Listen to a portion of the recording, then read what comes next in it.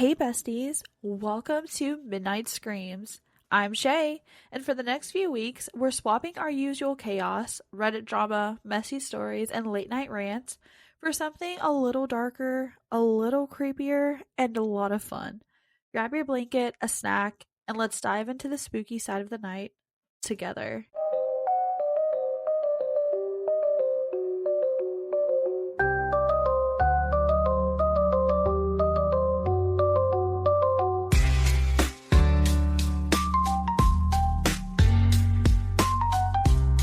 I have a very special guest with me tonight. Her husband, Alex. Oh my god. You sound so formal. Okay. So tonight I'll let you tell them what we are doing since it was your idea. So I'm a huge fan of anything horror or scary or ghosts. And so I figured it'd be really fun if we try to find some true, take it as you will, but true scary stories. And I decided to pick some from where I think is the scariest, which is Japan. And you're doing America, right? I'm just doing maybe all over. I don't know. We each have three stories and I can't say how true they all are. That's up to your discretion if you believe them or not. But yeah, I think this will be really fun. I might have to sleep with a nightlight on. Um but this is a perfect kickoff for like fall cuz today is actually the first day of fall. It won't be when we put this out, but it's the first day of fall and I'm so excited for all of like the Halloween fall festivities. So yeah, this is a perfect kickoff. I'll go ahead and let our special guest kick us off with these scary stories. All right. So, like I said, all of mine are from Japan.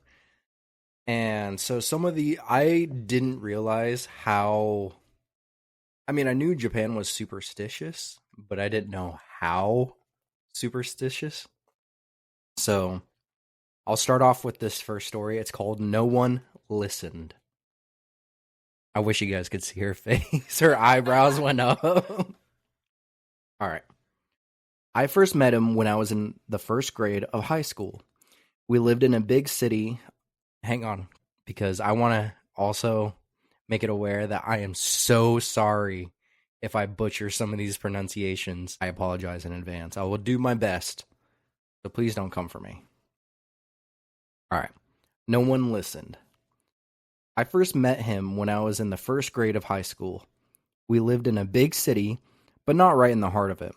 There were several convenience stores within a 3-minute walk of my house, but they were all Lawsons. But if I wanted to buy the latest fashion that was in the magazines, then I had to ride a train for 30 minutes to get to the stores, you know? This was the kind of town I grew up in, and where I met him. He looked like an absolutely normal teenage guy. He was a big fan of the manga artist Kuroda Ayu. So I'll call him Kuroda-kun. Up until the incident I'm about to talk about, he wasn't really someone I spoke to a lot, or even thought much about. I remember it was right after our sports day, so it would have been around the end of the first semester. By that point, I had mostly remembered everyone's names and faces, and no longer hung just around my old junior high friends. I was late one early summer's night, too late for a high school kid to be walking around. But I was walking through the busiest area of downtown. I don't remember why I was there, but I think I went to buy something and then just hung around for a while after. Next to the sidewalk by the road, there were a bunch of tightly packed shops with their lights still on. As I was waiting at the lights, I saw a man with an acoustic guitar leaning on the guardrail by the spot where the intersection and pedestrian crossings met. This wasn't exactly a rare sight. I'd seen him there numerous times before, and it wasn't like he was singing loudly or playing his guitar at full volume. He was just sitting on the guardrail and quietly strumming the guitar, almost like he was waiting for something. As I crossed the crossing, looked at his face, and realized it was Kuroda-kun. He was one of the noisier kids in class for sure, but I don't think I ever heard him talking about music, and he didn't look like he was in a band. So I looked at him in surprise, and he looked back at me in surprise too. "Are you in a band?" I asked. He smiled shyly. "Not exactly. I just like playing my guitar at night, he said. Being the cheeky guy I was, I asked him to play me a song. He smiled shyly again, and he started playing Sing by the Carpenters. I think playing the guitar is so cool, but I could never do it. I, a perfectly average high school student, cheered him on as he played. And when he was done, he blushed again. It's kind of embarrassing, so please don't tell anyone else about it. I promised him I wouldn't. I was generally a chatterbox, but I kept a secret, and then the summer holidays began.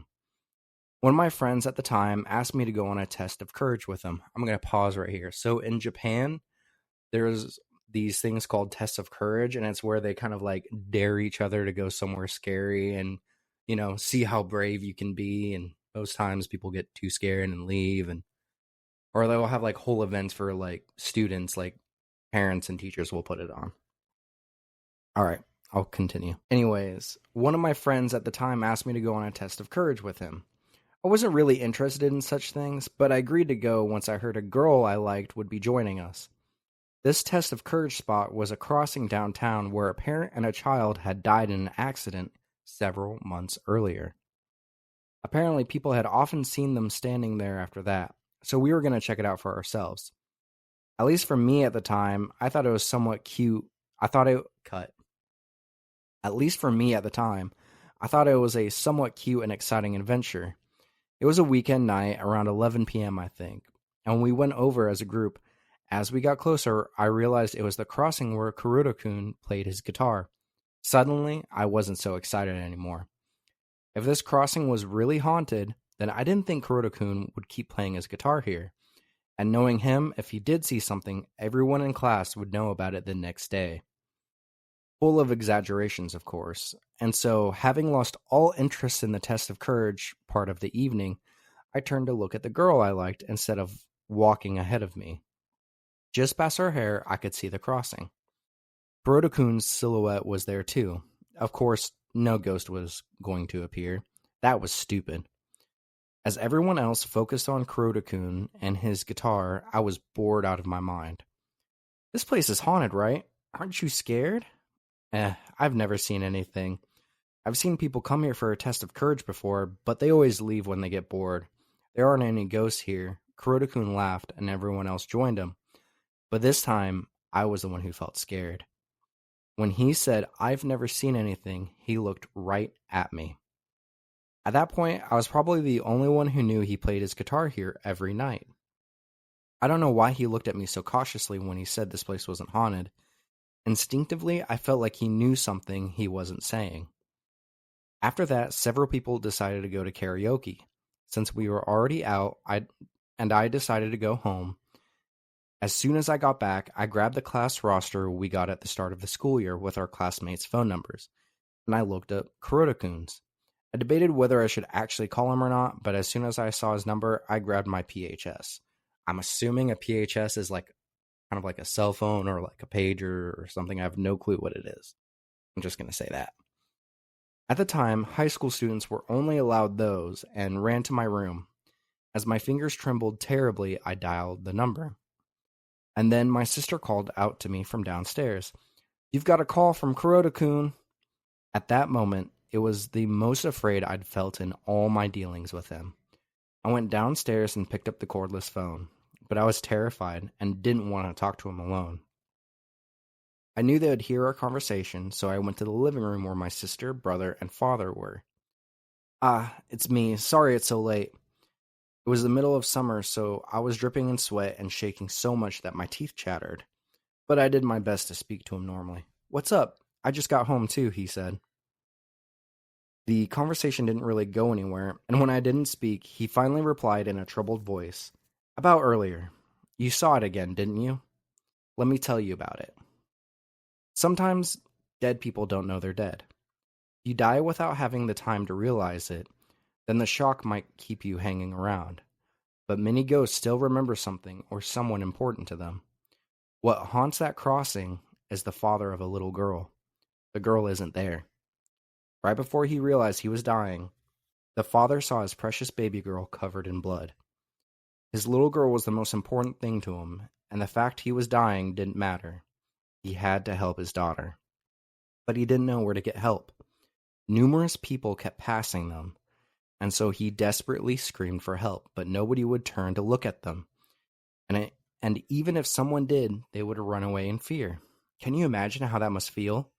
For that father, he was forever feeling the life he held most precious draining in his arms.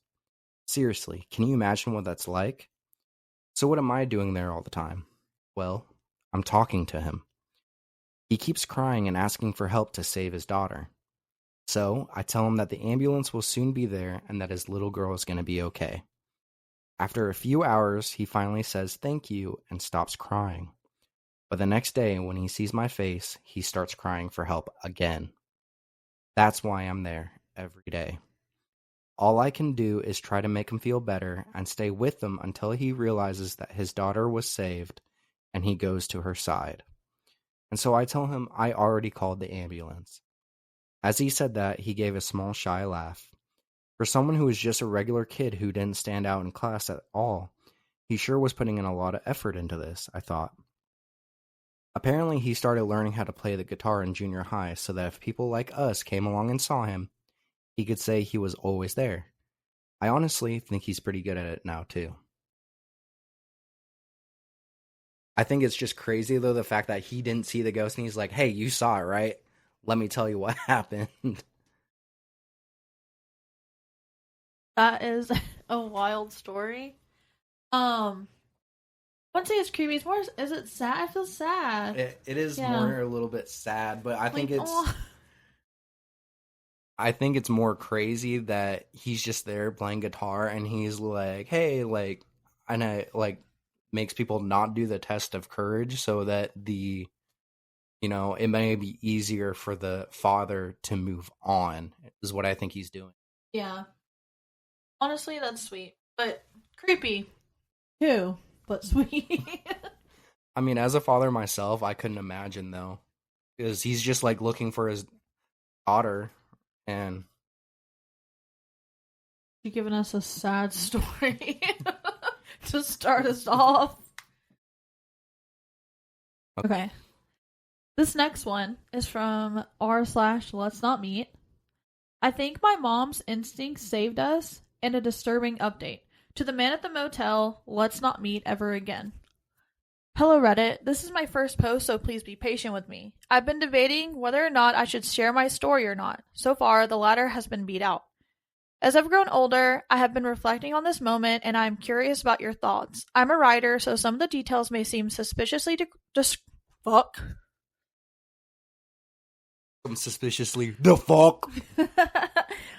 seem suspiciously descriptive, as if they were written by AI, but that is just me. This is a long story, sorry.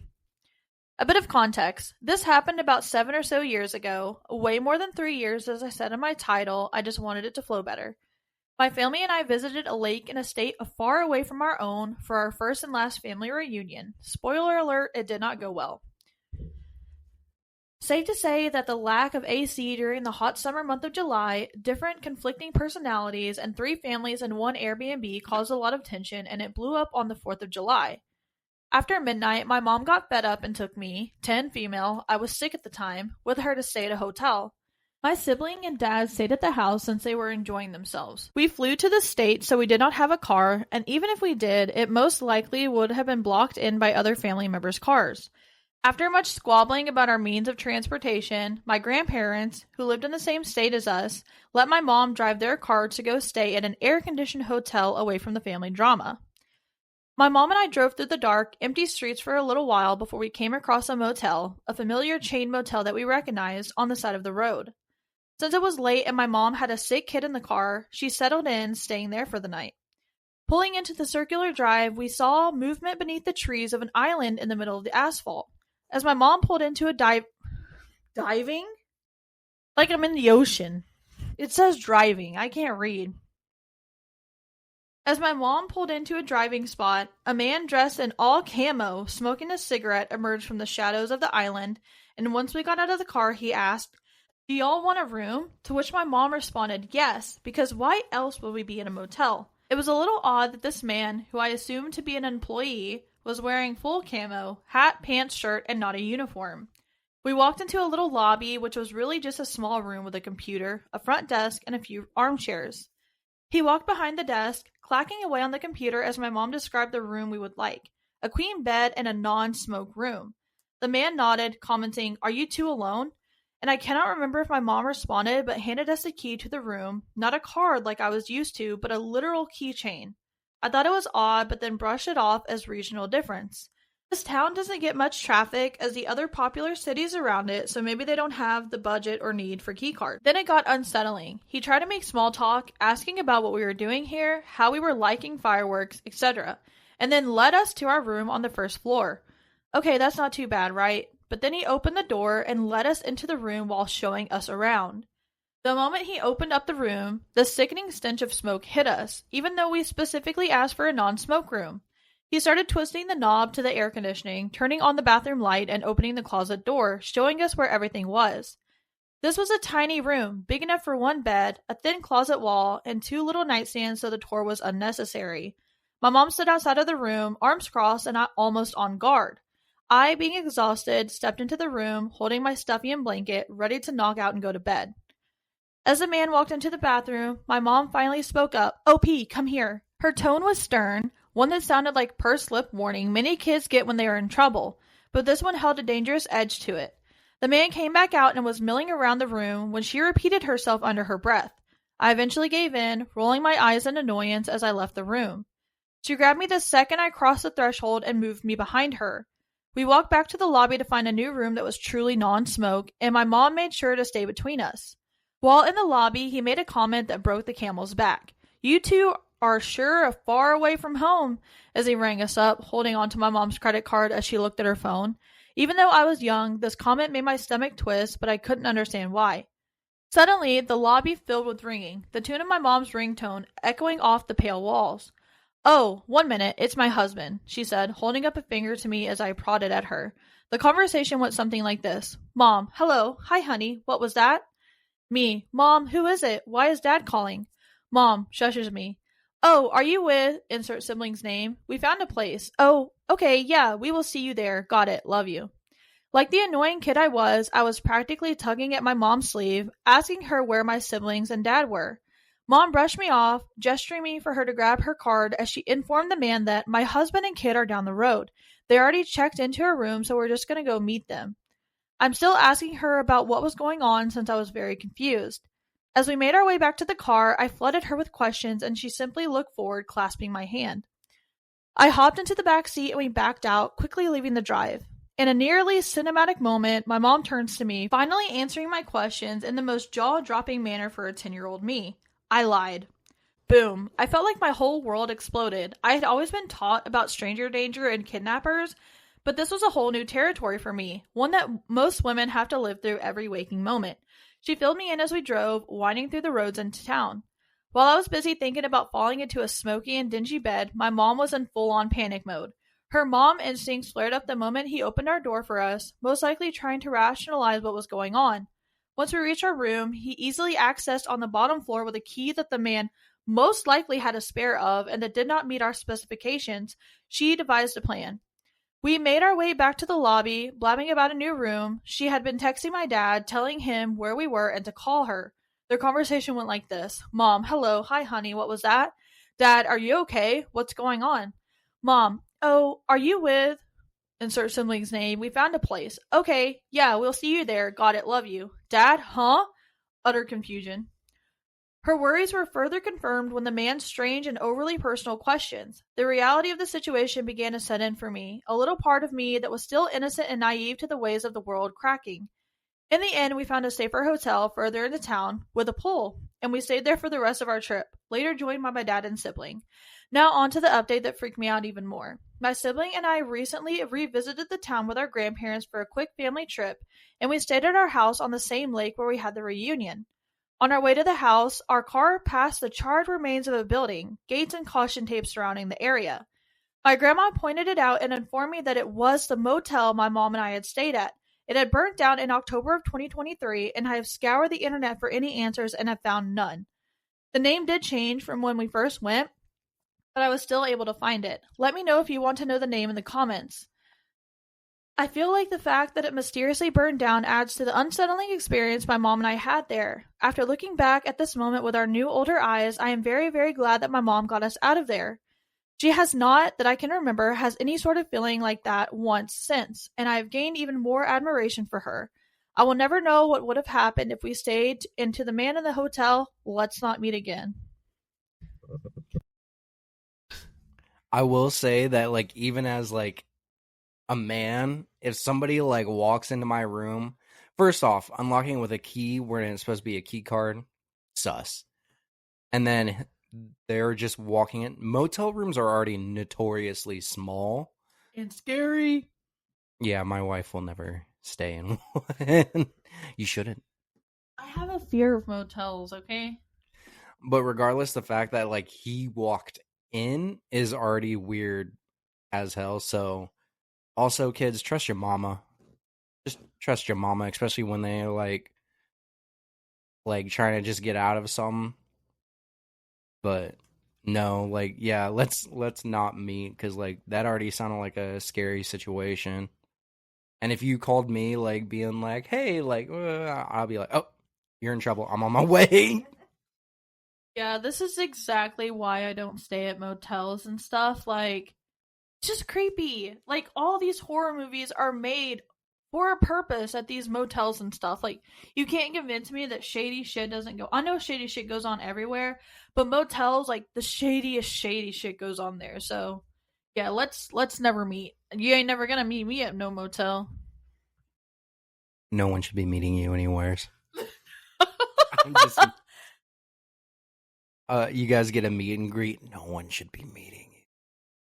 I'm just We ain't messing. meeting at no hotel. We gonna meet somewhere fun, but I'm just messing. But no, like honestly, like I mean, my heart goes out to you guys because I know you guys have to be extra careful. My man brain sometimes can't comprehend, but it's also that like as a parent to a daughter, like it makes me want to be like make sure that she has like that extra protection no matter what in life, and also always Life 360. oh, this is not an ad. All right, we'll go ahead and get into this next scary story, y'all.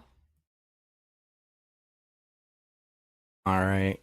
So this one may get you a little bit. The title is The Time I Almost Got Spirited Away.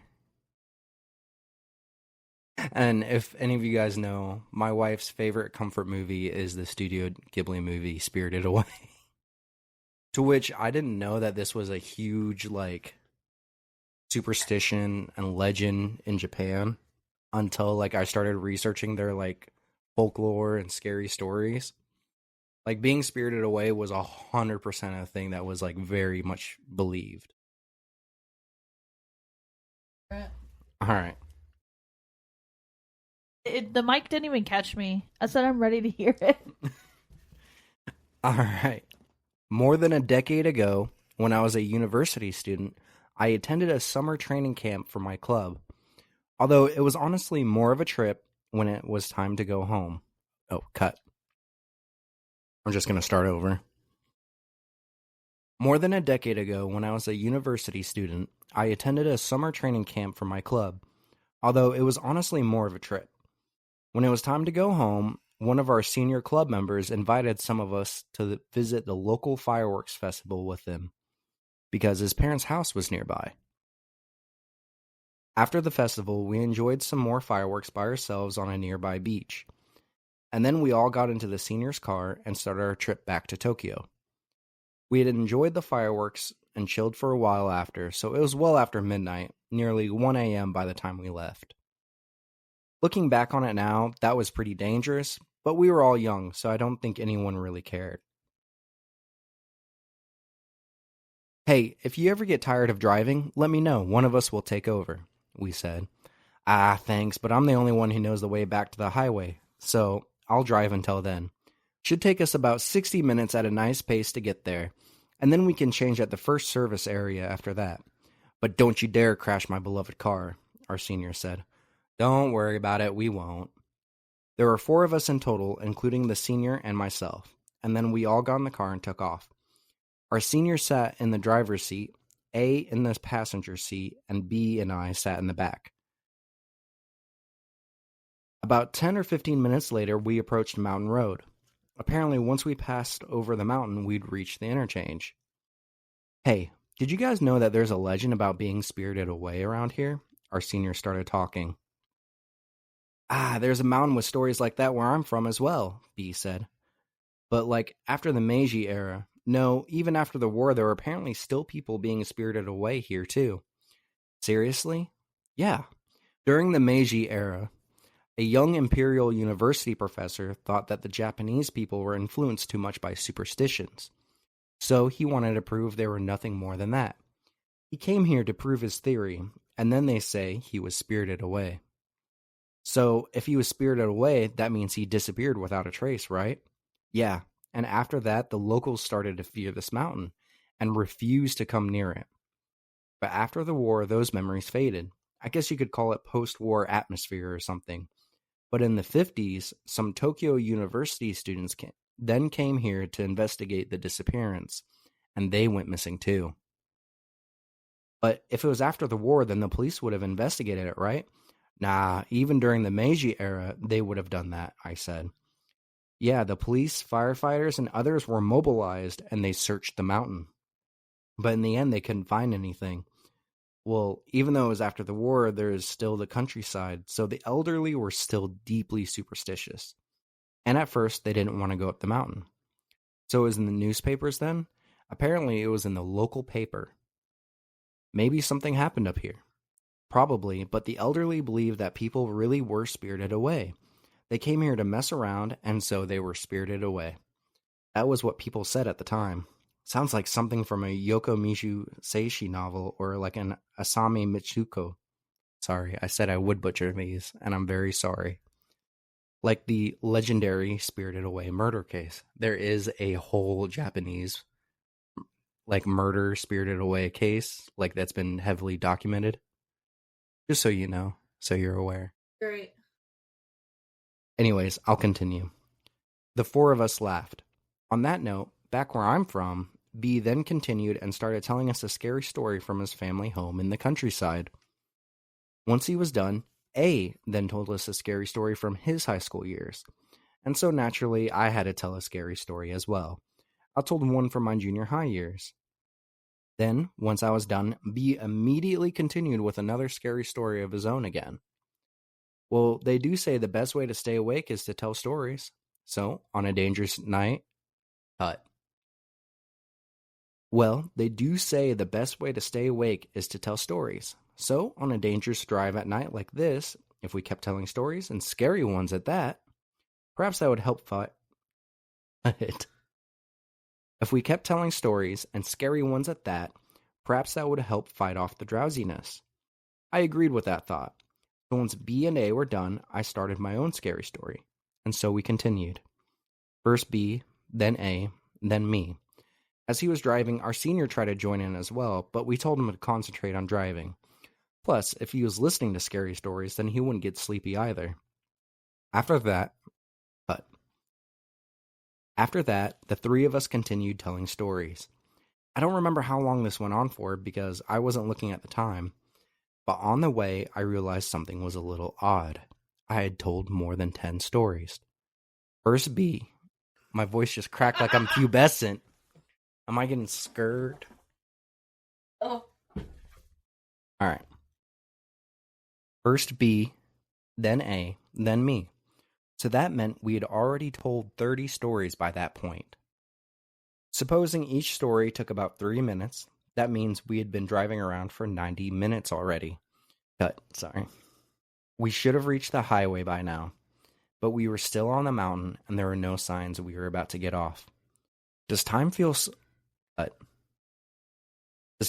longer in situations like this? I thought, but at the same time, I convinced myself that was indeed the answer. Hey, it's your turn. A reminded me that it was my turn to go again. And the question that had been growing in my mind was interrupted. And I returned to the scary story fray. And that's what happened. A finished yet another scary story. I didn't know what number it was as I thought about what story to tell next. Again, that question, but as I thought about what story to tell next, again, that question from before crossed my mind. We told each other 10, no, 20 stories after that. Together, we'd told over 30 stories. No, in reality, it was probably less than that, but either way, we had told a lot of stories. Time-wise, an hour, no, 2 hours must have already passed. But still, we were on the mountain road. Are we lost? I thought. But still, it was taking us way too long. I had no idea where we were. It was a time before car navigation systems. Well, they did exist, but they weren't affordable for university students. Everything around us was pitch black. No, it was way too dark. Dark like if black ink had been poured. Suddenly, I grew more and more worried. A's story just now was the 99th. Eh? Our senior, who had just been mostly quiet up until that point, suddenly said, surprising me. Like I said, A's story just now was the 99th. We've told that many, huh? B said casually. I guess we know more ghost stories than we thought. A also answered normally. I was the only one who was confused. 99 stories. At a 3-minute apiece, that was almost 300 minutes. Meaning around 5 hours had passed. We left at 1 a.m., which meant that it should now be close to 6 a.m. The sun should be rising. But even if that much time hadn't passed, either way, we should be on the highway already by now. And yet the car continued on the mountain road in the darkness, and I had no idea where we were. Fear started to creep over me. Have you ever heard of the Hyaku Monogatari? As panic started to set in, our senior continued talking. You light 100 candles, and with each story, you blow one out, right? B said, that's what we've done, huh? Although we can't exactly have 100 candles in the car. Yeah, and even when the 100th candle is blown out, then a yokai or a ghost or something appears, our senior continued. If we blow out a candle, will that happen here too? B asked. Hang on. I was already panicking while the rest of them were talking casually about it. I wanted to scream, but it seemed I was either too scared or too nervous because I couldn't even speak. Yeah, maybe. But, at first, the 100 Hyaku Monogatari stories were told outside in the dark. Huh, I never knew that, B said. Yeah, at least that's apparently what they did around here. And when they were done with the 100th story, it wasn't a yokai that would appear, but rather a door to another world with those sorts of creatures that would open and drag you in. That's what they say anyway. The way our senior spoke was oddly intonationless, or rather, without emotion. Huh. A door to another world. It's like a manga, B said. Yeah, and that Imperial University professor from the Meiji era, and those students from the Showa era, they heard about the legends passed down here. Everyone, just hold the hell up. I finally found my voice. What, are you scared? A said. That's not it. Where are we? It's pitch black. Cut. It's pitch black.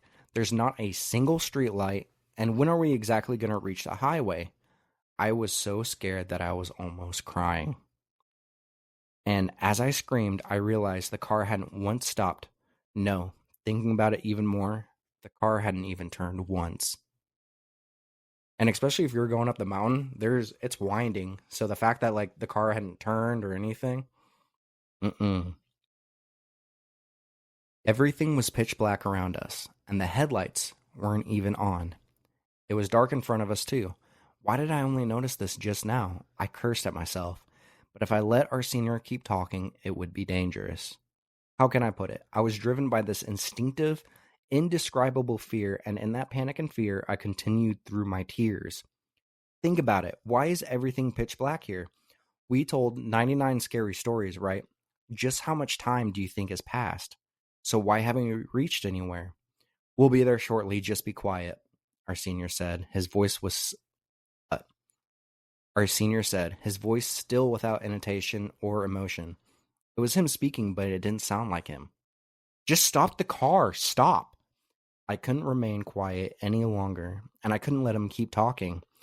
And so I said that to him, almost screaming.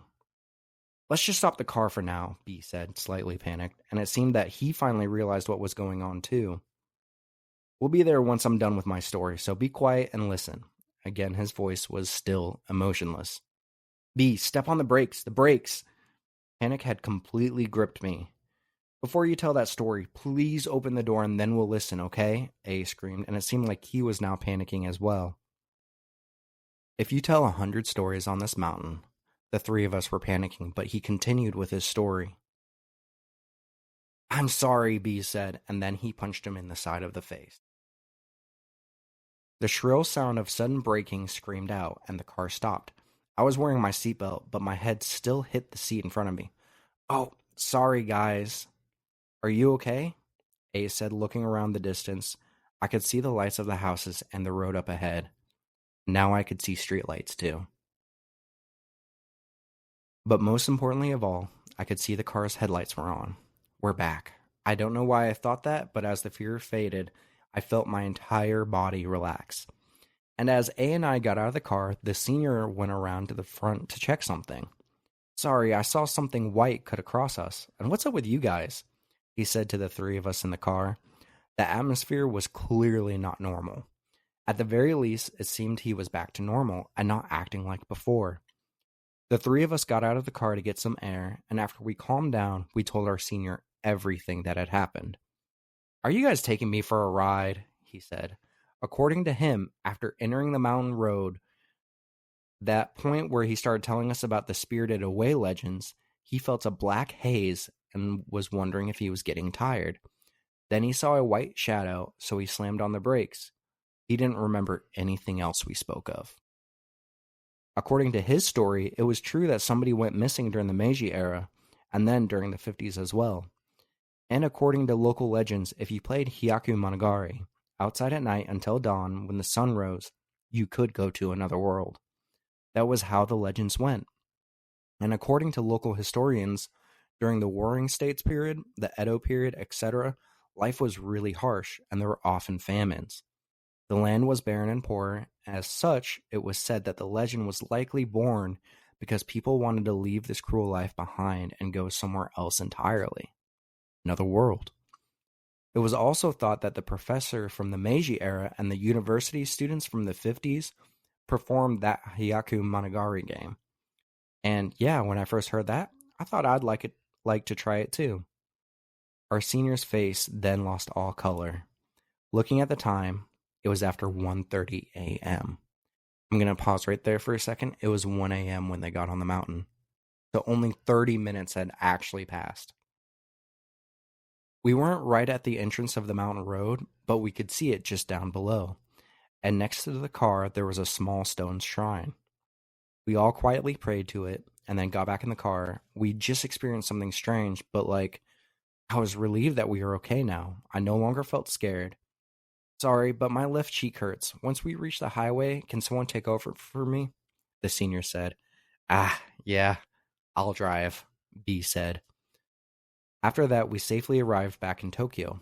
But no matter how hard I try, I can't remember the 30 or so scary stories I told. I could remember the first few, but nothing after that. What I could clearly remember was the strange experience in the pitch black scenery.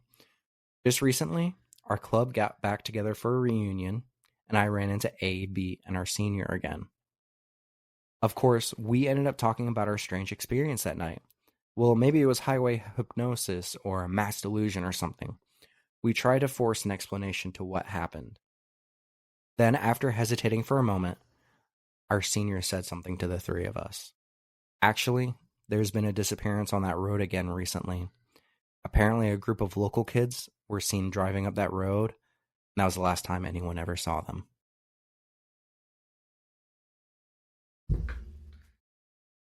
Well, I'm never telling scary stories in the car.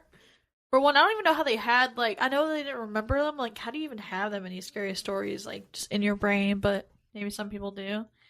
But no, that's creepy. No, I hate it. I hated it. I mean, well, it's crazy because, if you notice, he's I don't even know that many stories. He had no explanation for how he told that many in the first place. And the fact that somebody actually did go missing up that mountain later on.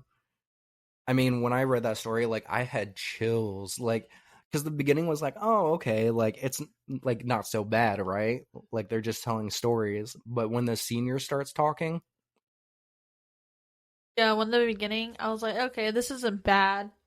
Then as it went on, I was like, oh my gosh. Like, yeah, it was definitely giving me chills. I'm never, don't ask me to tell any scary stories in the car. I think the scariest part though was like everything was so black that the headlights couldn't be, or like they were on, but you can't see anything because it was so dark. Yeah, I don't know what I do. I was like, open the damn car door. No, no, you can't do that. But like, damn. I mean, honestly, the friend B, punching the senior in the face, that probably would have been me. Like, honestly, trying to get him to stop, just like, sorry. Yeah, B was the goat. Punching him in the face. Yeah, save everyone's ass. So good for B. I mean, I was 100% convinced though that the senior like got possessed for a second, but it's the fact that like only 30 minutes of real time had passed, because like I mean, even us, like, we're sharing 3 stories each and we're already at the 48-minute mark. So telling 99 scary stories, that's a long time. I can't even think of that many scary. Like I said, I don't even know how they came up with that many. I know he said he didn't remember them, but that's crazy on its own. So yeah, no, nope for me. All right. I mean, do you have any other thoughts about it? Because that was the one I was really excited to tell you about, being spirited away. I mean, it was it was a really good story. It was definitely really creepy. Like if that happened to me, I don't know what I'd do actually. So no, I don't want it. Do you see what I mean now? How Japan has like the craziest stories? Yeah, they do. They really do. All right, it's your turn. Okay, so this is from r/no sleep. I drive a tow truck on the night shift. Last week, I got a call that made me fear the woods. I've been driving tow truck for Morrison's Auto Recovery for 8 years now. Started on day shifts, but the night work pays better and there's less traffic to deal with. You get used to the weird hours, the drunk drivers who wrap their cars around telephone poles, the breakdowns on dark stretches of highway where self-service cuts out. It's honest work, and I'm good at it. Most calls are routine: dead battery, flat tire, fender bender where nobody got hurt. Once in a while you get something that sticks with you, like the time I pulled a sedan out of Miller's Creek with the driver still inside, or the guy who insisted his car had been moved while he was getting coffee at the truck stop. You learn to take people's stories with a grain of salt. Stress and fear make folks see things that aren't there. But last Tuesday's call was different. I'm still trying to make sense of what happened out there on Route 47. The dispatch came in around 2:30 a.m. Vehicle off the road, mile marker 22, possibly occupied. Linda's voice cracked through the audio. It doesn't say audio at all. I don't know where I get these. Say radio? Yeah. Okay, cut. Linda's voice cracked through the radio. Caller said the driver might still be inside, but she couldn't get close enough to check. Mile marker 22 on Route 47 runs through some of the thickest forests in the country. It's a winding 2-lane that connects valley towns to the interstate, popular with truckers trying to avoid the way stations. During the day, it's scenic enough, but at night, it's just 20 miles of dark trees and no cell coverage. I grabbed my coffee and headed out. Linda had given me the coordinates, so I knew roughly where to look. Finding a car that's actually off the road can mean anything from pulled onto the shoulder to wrapped around a tree 50 yards into the woods. I kept my speed reasonable and watched for reflectors or broken glass. I found it about a quarter mile. I found it a quarter mile. Oh my gosh, okay. I found it about a quarter mile. I found it about a quarter mile. Quarter mile.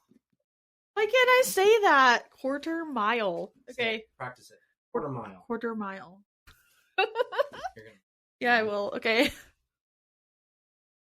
I found it about a quarter mile past the marker. At first glance, it looked like the driver had just pulled off to take a call or get some sleep. The car, a blue Honda Accord, maybe 5 years old, was parked about 30 feet into the tree line on a patch of relatively flat ground. The engine was off, but the headlights were still on, casting weak beams through the fog that had rolled in during the drive. I pulled my truck up parallel to the road and hit the flashers. Standard procedure to assess the situation before you start hooking anything up.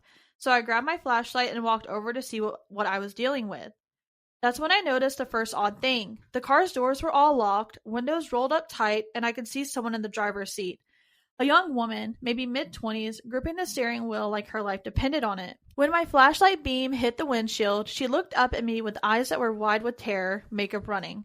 I tapped on the driver's side window. "Ma'am, I'm with Morrison's Towing. Are you hurt?" She shook her head but didn't roll down the window. Instead, she pointed toward the woods behind her car and mouthed something I couldn't make out. "Ma'am, I need you to open the window so we can talk," I called, raising my voice slightly. This time she did roll it down, but just a crack. "You need to get that car out of here," she said, her voice barely above a whisper. "Right now. Don't unhook anything. Don't get out again. Just pull it back to the road." "What's wrong? Are you hurt? Do you need medical attention?" "I'm not hurt." She glanced toward the trees again, "but there's something out there, something big. It's been watching me for the past 2 hours. I'll admit, my first thought was drugs or alcohol. Wouldn't be the first time someone got spooked by shadows while under the influence, but she didn't smell like booze and her speech was clear and coherent. "What kind of something?" I asked, playing along. "I don't know. I never got a good look at it, but it's huge, bigger than a person, and it's been circling the car, just staying back in the trees where I can't see it clearly." I played my flashlight beam into the woods behind her car. The fog made it hard to see more than 20 feet, but I didn't spot anything unusual. Just pine trees and underbrush, same as the rest of the forest along Route 47. "Ma'am, I don't see anything back there. How about we get your car on the road and I'll follow you to the nearest gas station. You can call for someone from there."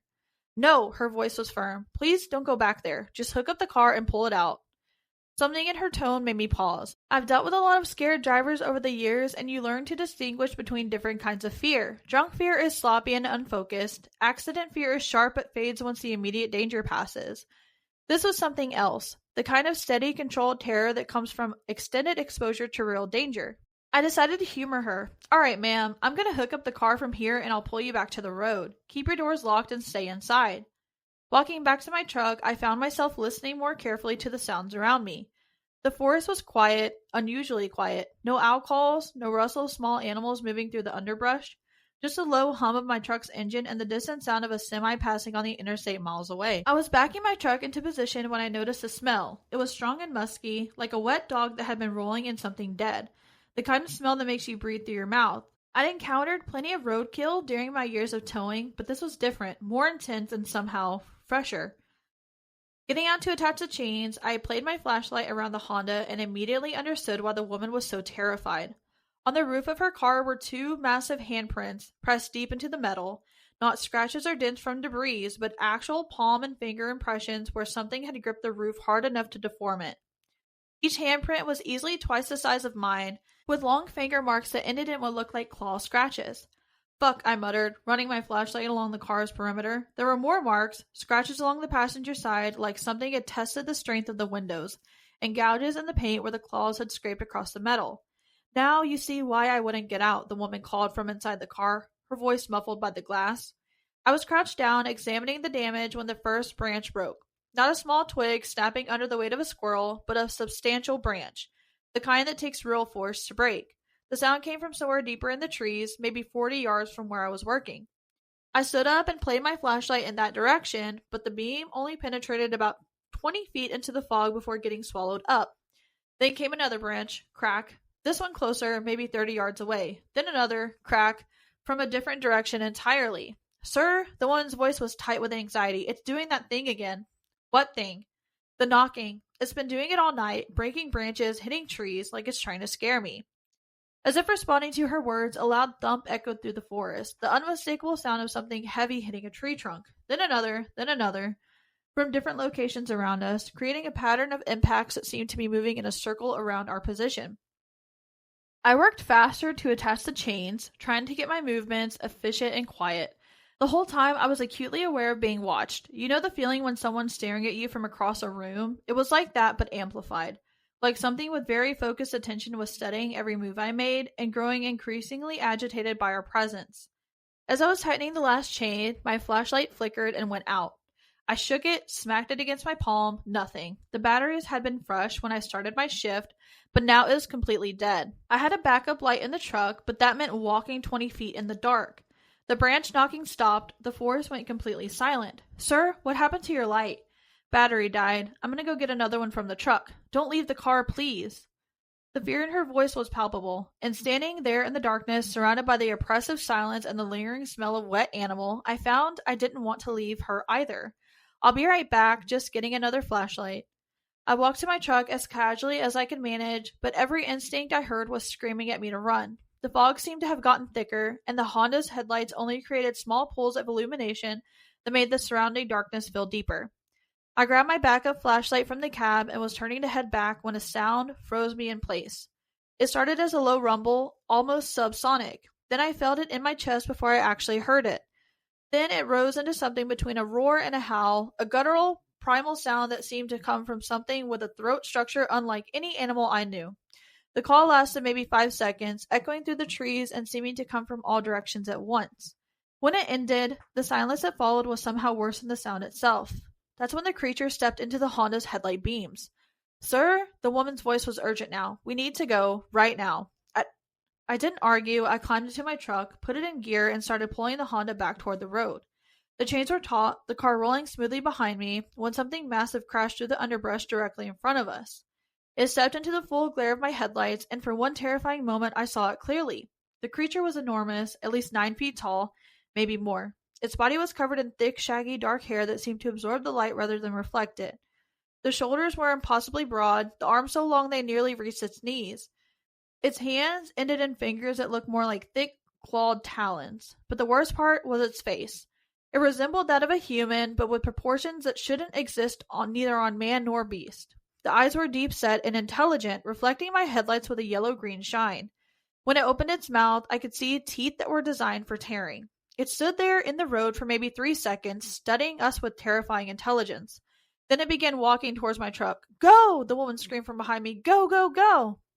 I turned the engine, hoping to scare it off, but the creature didn't flinch. Instead, it picked up speed, moving faster than anything that size should be able to move. My truck lurched forward, the Honda's weight dragging behind me, but we were moving too slowly. The creature reached my driver's side door just as I managed to get us rolling. Through the window, I found myself looking up into its face from less than 3 feet away. It placed one massive hand against my door, and I heard the metal groan under the pressure. The handprint it left behind completely covered the window, fingers easily twice the length of a human's, with what looked like thick, black claws at the tips. For a moment, we were locked into this impossible stare-down, me gripping the steering wheel so hard my knuckles had gone white, and this thing studying me with eyes that held far too much awareness. I could hear its breathing, deep measured breaths that fogged the glass between us. And something seemed to shift in its expression, and it stepped back. I didn't wait to see what it would do next. I floored the accelerator, pulling the Honda behind me as fast as the tow chains would allow. In my side mirror, I watched the creature grow smaller, but it didn't disappear into the forest. It just stood there in the middle of the road, watching us go. We didn't stop until we reached the gas station 8 miles down Route 47. My hands were shaking so badly I could barely put the truck in park. Behind me, I could hear the woman crying. Not hysterical sobs, but the quiet crying of someone who just survived something that shouldn't be survivable. When I finally got out to unhook her car, I saw what the creature had left behind. There was a handprint pressed deep into the metal of my truck's door. Not just on the surface, but actually deformed inward like the metal was soft clay. Each finger had left a distinct impression, complete with claw marks that had scratched through the paint down to the bare steel. The woman stood next to me, staring at the evidence of what we just encountered. Those weren't there before, she whispered. No, I agreed, they weren't. We stood there in the harsh, fluorescent light of the gas station, both looking at the proof of what we'd experienced was undeniably real. Physical evidence that something impossibly strong had touched our vehicles, had been close enough to kill us both if it had chosen to. What do you think it wanted? She asked. I thought about those intelligent eyes, the way it had studied us both so carefully. I don't think it wanted to hurt us, I said finally. I think it was curious. She nodded slowly, like it was trying to figure out what we were. I called in sick for the rest of my shift and drove straight home. Spent the next hour sitting in my kitchen, drinking coffee, and trying to make sense of what happened. The rational part of my brain kept searching for explanations. Maybe someone had an elaborate suit, maybe a circus animal that escaped. But the handprints on my truck door told a different story. No person, no matter how large, could have compressed steel like that. And no known animal moved the way that creature had moved. I still work the night shift. I still take calls along Route 47 when they come in. But now I carry extra flashlights, and I never work alone in areas where the trees grow thick and the fog rolls in heavy. I had the handprints on my truck filled and painted over, but sometimes, late at night when I'm driving those dark stretches of highway, I run my fingers over the spot where they were and remember. Because whatever's out there in the woods is still out there, and now I know it's curious about us. That might be the most terrifying thing of all. So, one thing about me, for you listeners, I grew up most of my life in the Pacific Northwest, and Bigfoot is massive there. There's a lot of people out there always looking for Bigfoot. And the only thing that I could think of is he wasn't curious, he was just petty. And any stories that like we've even seen about Bigfoot is that they're never curious. They're if they want you, they're gonna get you. So in my head, I'm like, no, he's just intentionally trying to scare you away. If this story is true or not. But also that man going back and just drinking coffee is wild. I'll be grabbing my good rum or my bourbon or something and trying to forget what I just experienced. I can't even imagine like just a hand right there, like, and then just looking at you while running, keeping up with your tow truck. No, no thanks. I agree. Like, this is why I have like fear of the woods and stuff. Alex knows. Like, if I like want a good horror story, like woods and camping and like hiking is like one of my favorites. And although I'm not sure if I really believe the Bigfoot lore, I don't know. I would say that it's definitely creepy. I definitely know there's like things in the woods like you don't want to fuck with. Um yeah, I don't know how he just went home and drank coffee. I'd be traumatized. I also would never fill in that handprint. I'd be like, freaking everyone, look what happened to my car. Like, no one would believe if you're going to go ahead and fill it in. Like, why would you do that? I was waiting for what like their dispatch or whoever went to repair it would have said to him about it because like that's just uncanny, like a handprint with claws on it. No thanks. No, that's why you don't. I mean, I know he had to go in the woods because he was helping a lady, but Bigfoot, let's not meet. Yeah, Bigfoot, let's not meet. All right, are you ready for my last story? Now, I am going to pause in the middle of this cuz I want your thoughts on it. Um until I get to the rest of the story. Or it's not in the middle, it's kind of like towards the end. It's before like the explanation. All right. So this story is titled Teacups. Looks like not a lot is happening right now, so let me share my story. I enjoy taking photos, particularly of landscapes and such. And so when I have time off, I like to travel. This is something that happened to me when I stayed at a guest house one time. So on this particular day, I was in Kyushu, but the weather was so bad that I couldn't really take photos. So, in the evening, I returned to the guest house I was staying in. The people who ran it were great hosts, and I was very satisfied with the place. I had dinner, and then I looked out over the view of the back garden from my room with a beer in hand. That night, the weather had gotten a little better. Then I heard the sliding door opening behind me. I turned around, but nobody was there. Instead, there was a tray with a teacup on it. I thought it was strange they didn't knock or call out, but I thought maybe they were just being considerate of me. I picked up the teacup, but it was just full of hot water, not tea. It seemed a little odd, but regardless, I drank it all and then had a bath. The guest house had baths both indoors and outdoors, and while I was relaxing in the outdoor Hinoki tub, looking at the scenery, again I heard that sound of something being placed behind me. I turned around, and again, nobody was there. Just that tray and a teacup. And again, it was just full of hot water. What a strange service for a guest house, I thought.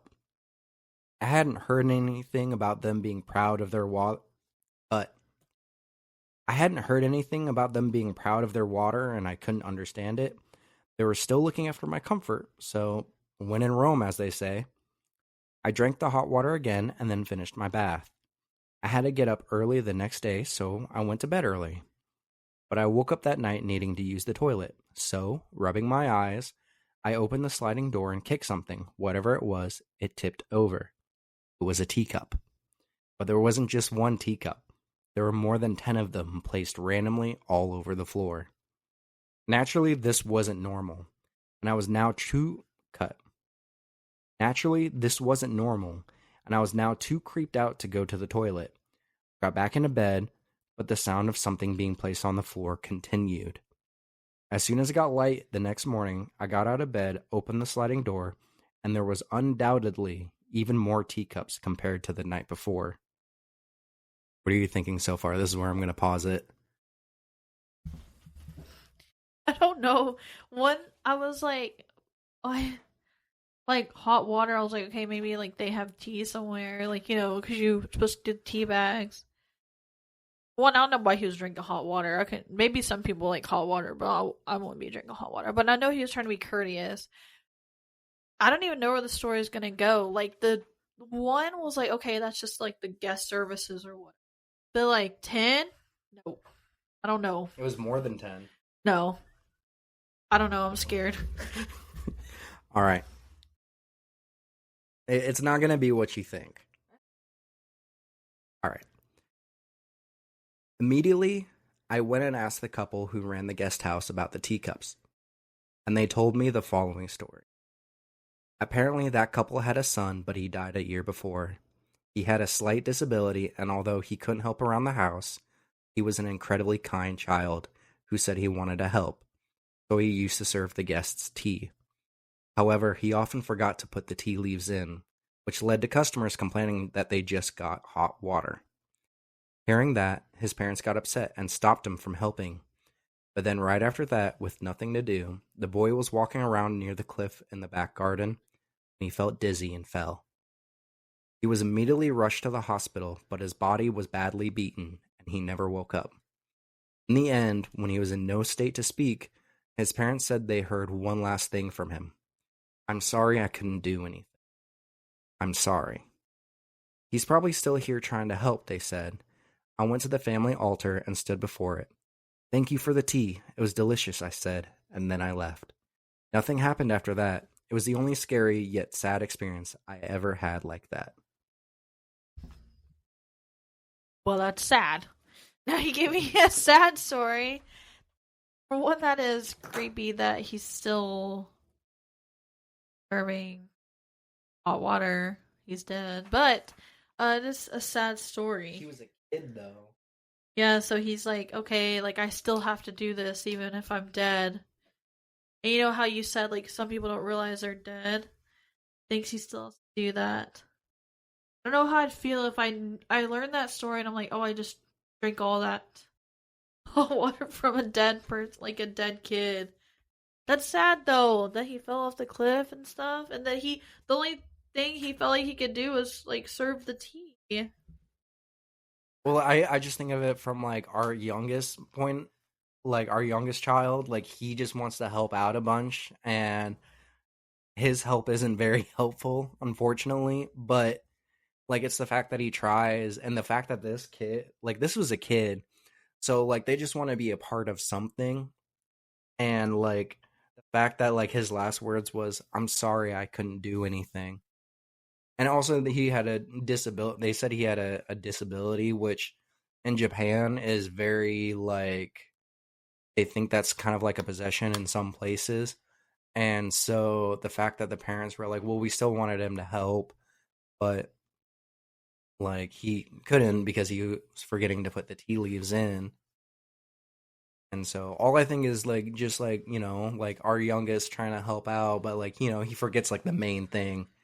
He got the cup and the hot water, forgot the leaves, and I just thought it was very, very sad. And they're like, "Oh, I'm sorry, like it inconvenienced you," and all like the person could be like was like, "No, like it's actually like thoughtful," and especially like if anybody's worked with any autistic kids or Down syndrome, they like to, I guess, like be over, like when you help them, that's all they want to do, so they'll do it like tenfold. So that's all I can think is like all of a sudden, like when he woke up, there was a bunch of teacups on the ground being like, "Oh, you liked it and you appreciated it. So here's more." That makes a lot of sense why there were so many on the ground. Because like, oh my gosh, you actually like this, and you're not like spitting it out and complaining. Like that's crazy. Here's some more. Um, But also, like, I is that normal? Like, the parents are just like, "Oh, like, don't worry, it's our dead son." Like, here, like, if you said that to someone, they'd be like, "Excuse me?" Like, huh? So in Japan, it is very, very normal for like things like that. Like they even have I forget what it's called, but like there's a whole thing where they like it's kind of like Day in the Dead. So you know the movie Coco where they like celebrate that. So they'll have a thing when somebody passes away that like it'll be like kind of like almost like a weekend where it'll be kind of like a festival and you don't go near this certain gate because that's where the dead are supposed to come in and then like leave through. And I remember this specific story from the same person that like had translated all of these like forums and threads. Shout out to them like for going through that hard work of getting all these stories. Made my life easier. Um but like there's like the specific story where like this guy was like, "Hey, like this little girl is just like standing there. You're not supposed to be there. That's for like, like for the spirits, that's for the dead." And he told his mom about it and like somebody had said like, "Oh, that's so and so's kid." And he's like, "Oh yeah," like told his mom about it, and they're like, "Okay, yeah," like yeah, yeah, okay, because he was there for his grandmother that had died, and so after the whole thing, so they would let these like lanterns go out, it's out to sea or up in the air or something like that, and they had like gone with no problem. And his mom was like, "I'm so grateful that like so and so's kid and your grandmother um passed on like safely to the like afterlife." And he was like, "Oh, that little girl dead." But like he was like, it's so odd because like my family spoke to it like spoke about it like it was just normal, like a relative coming to visit the house. So like in Japan, like this is very normal to be like, oh, spirits. They're very. It just breaks my heart with like the little kid being like he just wanted to help, and then when he was told he couldn't help, he got dizzy and then fell. Yeah, that is very sad. Thank you for that sad story as your last. Yeah, you thought that first one was sad. Yeah, yeah, this sad. All right, I'll go ahead and move on to my last. It is a bit long, so just bear with me. I am a 911 operator. The call about the boy in the wardrobe was horrifying. The truth about the caller was something else entirely. I'm a 911 operator. I work the graveyard shift, 11 p.m. to 7 a.m. You hear a lot of things in this job, a lot of pain, a lot of fear, a lot of just weirdness. But usually there's an explanation. Usually it fits into a box, however grim that box might be. This one, this one doesn't fit into any box I know, and it's been eating at me for weeks. I need to get it out. I've changed some minor details to protect privacy, but the core of it, the part that keeps me up when I finally get home, that's all here. It was a Tuesday, or technically Wednesday morning, around 2:30 a.m., the witching hour, some call it. For us, it's usually just a quiet before the post-bar closing storm, or the time when the truly desperate calls come in. The air in the dispatch center was stale, smelling faintly of lukewarm coffee and the ozone hum of too many electronics. My screen glowed with a CAD, computer-aided dispatch system, mostly green, all quiet. I was idly tracking the condensation ring my water bottle left on the desk, trying to stay alert. Then a call dropped into my queue. Standard ring, I clicked to answer. 911 was the address of your emergency. Standard opening. My voice was calm, practiced. The other end was quiet for a beat, just a ragged, shallow breath. Then a woman's voice, tight and trembling. I don't know if this is an emergency. I think I'm going crazy. Not an uncommon start, especially at this hour. Loneliness, paranoia, and sometimes undiagnosed mental health issues. Okay, ma'am, can you tell me what's happening? And I still need your address so I know where you are. Yes, yes, of course. It's 1427 Hawthorne Lane. Her voice was thin. My name is. Well, that doesn't matter right now, does it? I typed the address into the system. Popped up clean, residential. Okay, 1427 Hawthorne Lane. Got it. Tell me what's going on, ma'am. There's somebody in my wardrobe. My internal check-a-box system clicked. Possible home invasion, or again, paranoia. Someone in your wardrobe? Are you sure? Have you seen them? No, not seen. Heard. She shakily took a breath. It started about an hour ago. A knocking sound from inside my bedroom wardrobe. A knocking sound? I prompted, keeping my tone even. Could it be pipes, an animal in the walls, the usual rationalizations?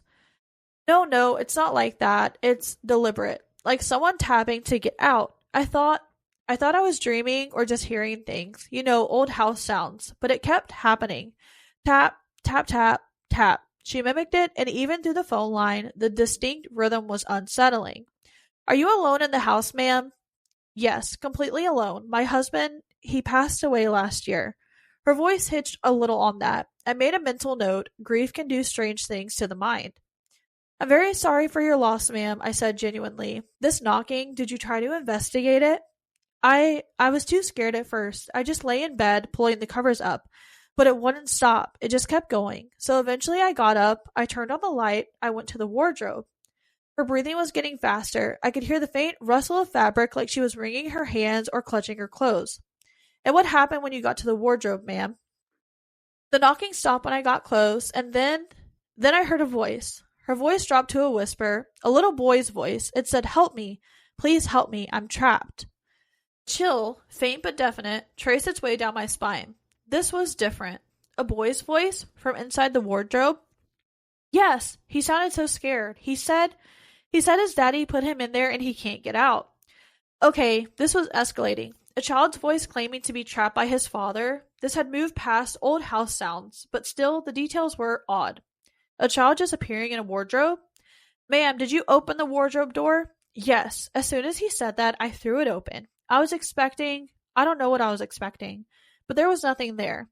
Her voice cracked with a mixture of fear and confusion. Just my clothes, shoes on the floor, nothing. And the voice, it was gone. Silence. Nothing at all, I clarified.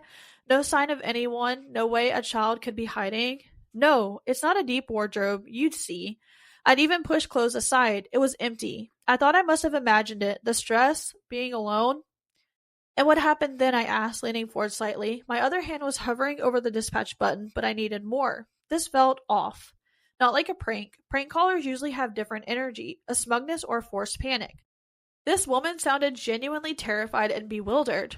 I was so relieved, but also so confused.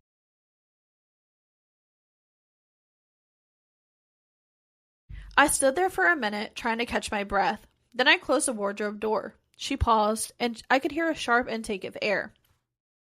The second it lashed, the knocking started again, louder this time, and the little boy's voice, "Please, don't leave me in here. He'll be angry if he finds out I was talking." Her voice broke into a sob. I don't know what to do. I'm so scared. Is it a ghost? Am I losing my mind? But it sounds so real. I took a slow breath myself. My skepticism was warring with a growing sense of unease. The sequence of events was bizarre, but her terror felt authentic. Okay, ma'am, stay on the line with me. You're in your bedroom now? No, I ran out. I'm in the living room. I locked the bedroom door, but I can still faintly hear it, the knocking. Is a wardrobe in your master bedroom? Yes, the big one. Oh God, he's talking again. Her voice was hushed, urgent. He's saying his dad locked him in because he was a bad boy. He said his dad gets really mad and hurts him sometimes.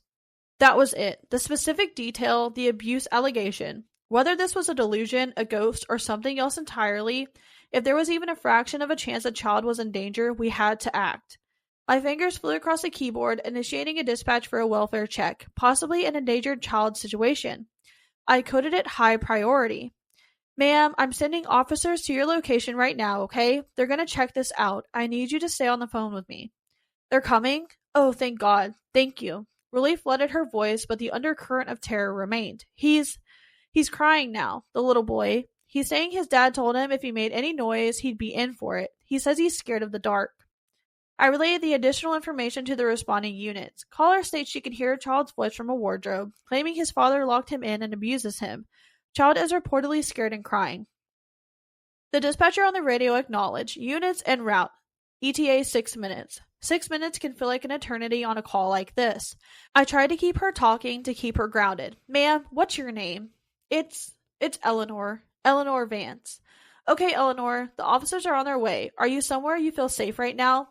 I'm in the living room, like I said. I have the door locked, but the sound, it's like getting clearer, even from here. Or maybe I'm just listening harder. She paused.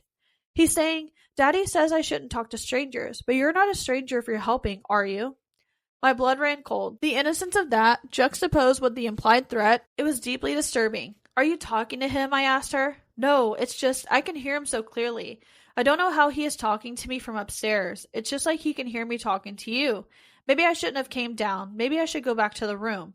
No, Eleanor, stay where you are. You're helping, and we're helping too. Wait for the dispatch, please.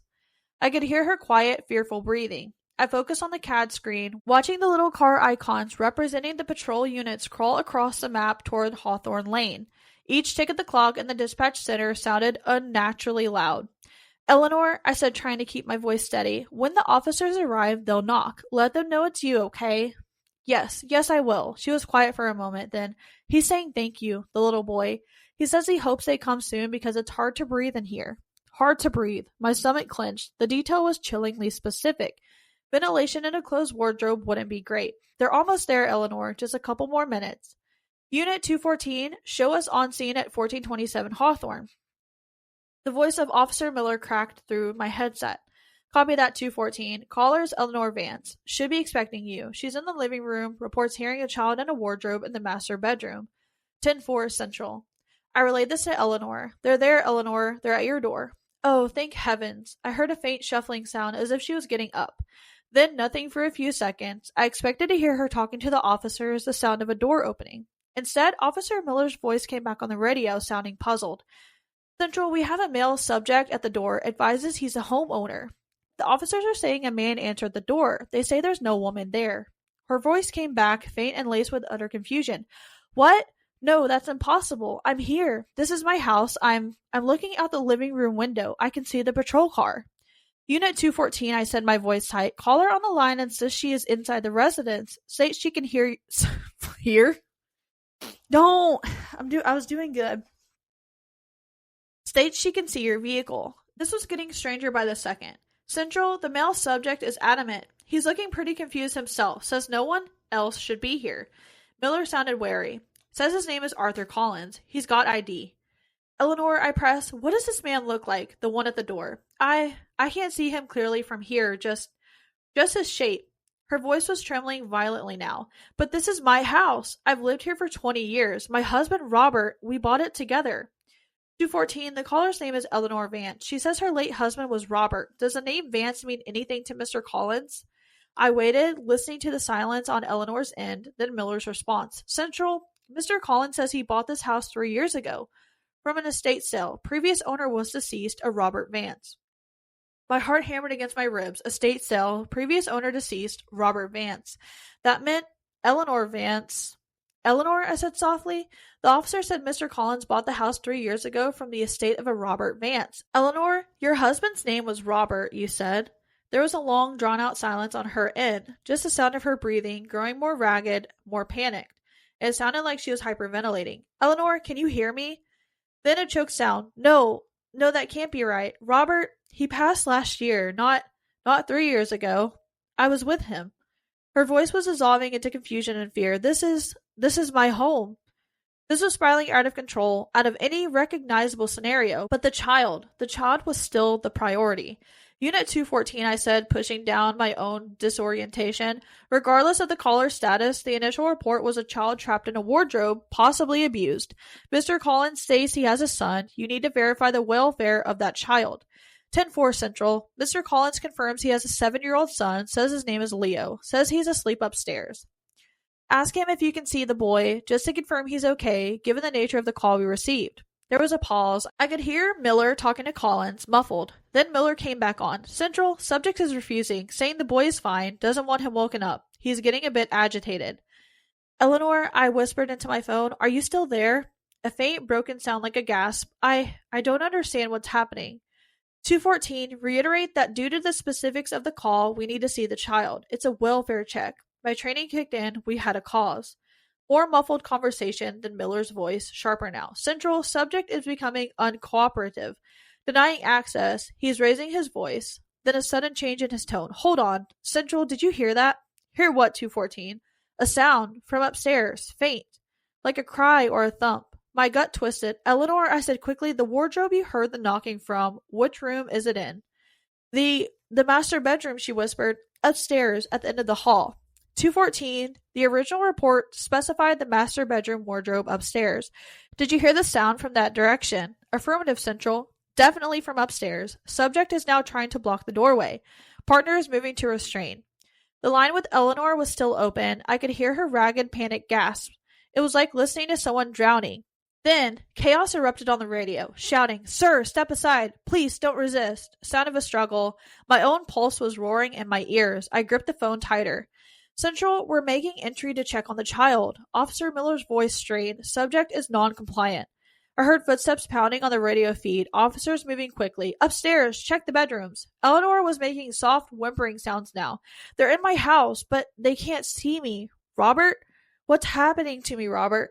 214 status, I demanded. Checking rooms. Master bedroom at the end of the hall. Doors closed. A pause, then. It's locked. Eleanor, was your bedroom door locked when you left it? Yes, I locked it, she stammered. 214, caller states she locked that door. Okay, Central, we're announcing, then forcing if no response. I heard them call out. Police, occupant, open the door. Silence, then a thud, another, the sound of a door splintering. We're in, Miller shouted. Wardrobe. It's closed. Oh God. Central, we found him. Child in the wardrobe. He's alive. Conscious but terrified. Small boy. Matches the description. A wave of dizzying relief washed over me, so strong it almost buckled me. He was real. The boy was real. They got him out. Arthur Collins was now in deep, deep trouble. But then the other part of it crashed back in. Eleanor. Eleanor, I said, my voice hoarse. They found him. The little boy, Leo. He's safe. They have him. Her response was a broken whisper, almost inaudible. Leo? His name is Leo? He was real? Yes, Eleanor, he was real. But the officers, they still don't see you. Mr. Collins says you're not there. Eleanor, where are you in the house right now? A long, shaky sigh. I was in the living room, by the window, but when they came in, they walked right past me, right through where I was standing. Her voice was filled with a dawning, unutterable horror. They didn't even see me. He didn't see me. Eleanor, I don't know what to say. What could I possibly say? The wardrobe, the master bedroom, that's where I heard him so clearly. I spent so much time in that room after Robert. Her voice trailed off. Then a new note of terror, colder than before. If Mr. Collins bought the house 3 years ago from Robert's estate and Robert died, then when did I die? The question hung in the air, chilling me to the bone. I had no answer. My dispatcher's manual had no protocol for this. I don't feel anything, she whispered. Her voice sounded distant now, frayed. It's like I'm fading. I can't see the room clearly anymore. It's cold. Eleanor, stay with me. Can you tell me anything else? Can you describe what you see around you now? My professional instincts were useless, grasping at straws. Her voice was barely a breath, just dark and wind, so much wind. Then a click. The line went dead. Eleanor? I yelled into the receiver. Eleanor. Static. My hand was shaking as I hit the redial button for the incoming number. It rang once, twice, then it connected. But there was no voice, just a sound, a faint hollow whistling sound like wind blowing through a cracked window pane or across the mouth of an empty bottle. It was a sound I'd heard before, sometimes on bad connections, but this was different. This felt empty. I listened for a full minute, my heart pounding, a cold sweat on my brow. The sound didn't change, just that soft, sighing wind. I hung up. The officers were dealing with Collins, getting medics for Leo. The immediate crisis was over. The boy was safe. That's what mattered. That's what I told myself. But Eleanor? I ran the number through our system again. It was a landline, registered to 1427 Hawthorne Lane. It had been for over 20 years. Registered to Robert and Eleanor Vance. It was probably disconnected after the estate sale, but somehow she had called from it, or through it. The report I filed was complex. I focused on the tangible, the call, the child endangerment, the successful rescue. I omitted the parts about Eleanor's apparent non-existence, her dawning realization. Who would believe it? They'd send me in for a psych eval. Maybe I should go. But I know what I heard. I know how real her fear was, and I know that whatever she was, she saved that little boy's life. She reached across whatever barrier separates us from whatever she is, and she made us listen. I still work the midnight shift. The calls still come in, but now sometimes when there's a strange silence on the line or a whisper I can't quite make out, I feel a different kind of chill. I think of Eleanor Vance and the hollow wind on the other end of the line. That was wild. Like, I have no words because, like, nothing was what I was expecting what was gonna happen. Because I was like, oh, clearly the little boy is a ghost, like, and the officers are gonna be there, and it's gonna be like they can hear it too. But like, it also was like making me think about, like the alternate realities, multiverse type stuff, and I was like, oh, well, maybe it's kind of like one of those weird little cross points where people have said that they've been in, where it's like almost like seeing like two different eras at the same time. But man, I have no words. But also, like, if she went in for a psych eval, wouldn't that like be on the call? Or could you imagine if she was just talking to herself and there's just that like sound of like how she described where it was like blowing on a bottle? That would be crazy. Yeah, like having worked in a um police department before, I know that all the calls are recorded, so like to go back and like listen to that call would be wild. Like, was she there? Was Eleanor there on the line, or was it just nothing? But then how would she know that little boy was there in the wardrobe in that specific room, abused by his father? The only explanation is literally Eleanor like call from the freaking other side. Like, Well, and it's also crazy because they say kids see ghosts. And so he was just basically asking for help to anybody that would hear it. And remember that she said she spent so much time in that room. And she was like, okay, like, I'm hearing this noise. And, it's kind of like the thing, like, to my story where the Kuroda-kun or whatever his name was playing guitar. Like, he's like, hey, this man doesn't know he's old. Like, sometimes when people die, they don't always know they're dead. And so when I get here, I always tell them I called the ambulance and things like that. That's what it makes me think of. yeah, honestly, like she literally had no clue she was dead. She just thought she was freaking hearing this mystical boy through her wardrobe. And Are we dead? oh my gosh. This is a podcast. If you're listening no, but like that's and then for Eleanor to realize on the call that she's dead, like she was like the officer walked past me. Just walked past me. I saw him. Like, She said he walked through her. yeah, through her. Like, that's crazy. And I wouldn't even know how to feel. Like, obviously, she did talk to her because how else would she know this? You know what I mean? Like, the officers can be like, "Oh my gosh, how'd you lead me here? That's crazy. You couldn't have talked to a dead lady." Well, then how the fuck did I lead you there, dude? I'm just going to let you guys know my wife is going to spiral about this later. We're going to be laying in bed. It's going to be like 3 in the morning. She's like, am I even alive? I mean, it's crazy. These stories are crazy. But yeah, creepy but crazy. I don't know how to describe it. Well, I definitely think they're all crazy, but you guys should let them know if you guys want me to come back and we can do more scary stories, especially with Halloween coming up. Yes, my husband loves those scary stories. I do too, to an extent. I used to be a bigger into like horror things. She's a scaredy cat. Don't let her fool you. She's a scaredy cat. We're gonna go like and talk about this later, and she's like, I can't believe you said that. Like, turn on all the lights. I'm like, can we put on like a cartoon? Like, come on. Courage, cowardly dog. No, that scared me still. Yeah, don't let anybody fool you. Courage is scary. Yeah, it is. Return this love. Return the slow. All right, guys. Well, we thank Alex for coming in and being our guest today. Thank you. It was a lot of fun. I enjoy scaring my wife. Thanks. Also, please do not forget in the description down below, there is a link to our link tree. Click on that. And please go follow us on all of our socials. And also, please go become a member. You can become a free member on our Patreon. We have exclusive stories and episodes and fun things like that over there. So please go over there and support us. But yeah, I love you guys so much. And thank you for coming along this scary journey. You might want to sleep with the nightlight on tonight. Thank you guys so much for having me. And also, I still want to thank the person that went through the hard work of translating the Japanese scary stories. I don't remember what it's called, but I'm sure if you Google search like true Japanese scary stories, you can find the person. So Yes, thank you. And thank you to everyone that she doesn't mean that. Thank you. She hated. I mean, yes, thank you that they went to the hard work, but yes, I don't like scary stories. I like them, but I don't like them. You know what I mean? It's a toss up. I don't like being scared. Now I'm gonna randomly tell her a scary story on a drive. Please don't. I mean, I like being scared, kind of, but I don't like certain stories. It's different when they're like, "Yeah, this actually happened to me."